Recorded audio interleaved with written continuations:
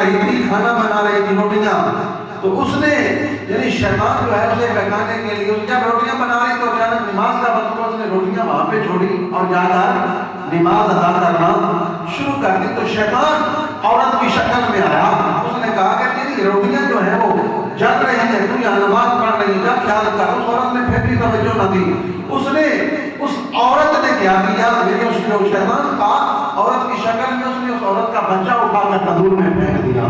وہ پھر بھی نماز پڑھتی رہی، جب نماز پڑھتی رہی تو دیکھا نماز پڑھنے کے بعد اس کا خاوند آیا، اس نے دیکھا کہ بچہ تندور میں انگاروں سے کھیل رہا ہے، آپ اسے کوئی تکلیف دے رہی نہیں ہے۔ وہ نظر گیا، اس نے جا کر عیسیٰ علیہ السلام کی بارگاہ میں یہ ساری کہانی، یہ سارا واقعہ سنایا۔ حضرت عیسیٰ علیہ السلام نے سنائی، عورت کو بلایا اور بلا کر فرمایا کہ اے عورت کون سا عمل کرتی ہے کہ تیرے بچے پر آگ نے اثر نہیں کیا؟ اس نے کہا کہ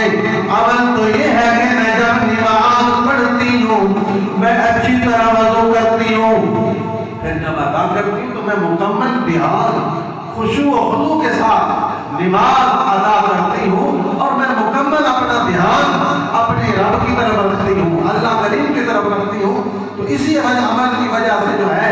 اللہ تعالیٰ نے میرے اوپر جو ہے وہ کرم فرمایا